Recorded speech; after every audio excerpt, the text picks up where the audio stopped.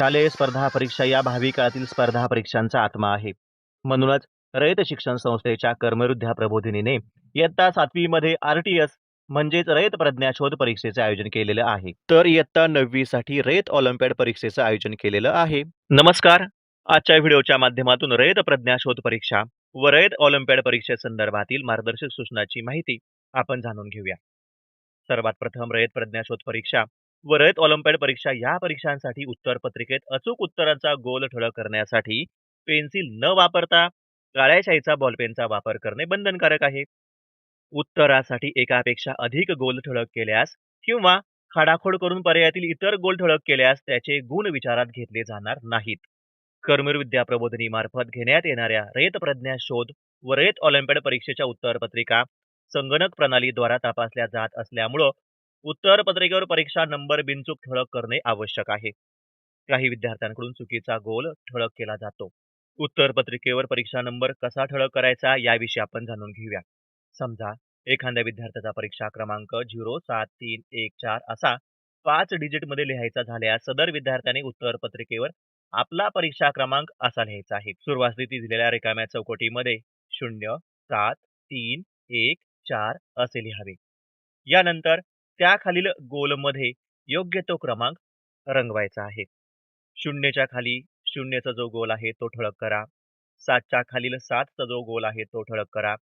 3च्या खाली 3चा गोल ठळक करा आणि 1च्या खाली 1चा गोल ठळक करा आणि शेवटी 4च्या खाली 4चा गोल ठळक करा. विद्यार्थी मित्रांनो, अशा प्रमाणे तुमचा जो परीक्षा क्रमांक असेल तो व्यवस्थितपणे उत्तरपत्रिकेमध्ये नोंद करायचा.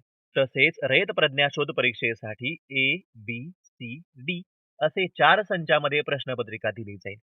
विद्यार्थी सोडत असलेल्या सेट उत्तरपत्रिकेवरील गोल ठळक करणे आवश्यक आहे.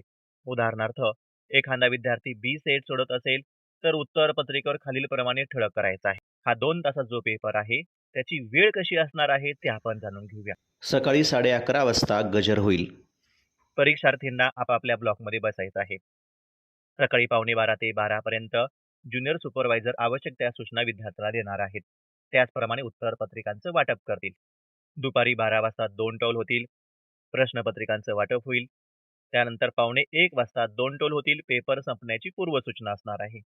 आणि दुपारी 2 वाजता गजर होईल. पेपर संपण्याची ही सूचना असणार आहे. याचप्रमाणे रयत ऑलिम्पियाड परीक्षेस देखील वेळापत्रक असं असणार आहे.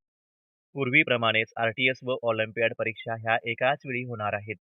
तसेच दोन्ही परीक्षांसाठी आपापल्या शाखा प्रमुखांमार्फत दिलेली प्रवेशपत्र म्हणजे हॉल तिकीट विद्यार्थ्यांजवळ असणे आवश्यक आहे.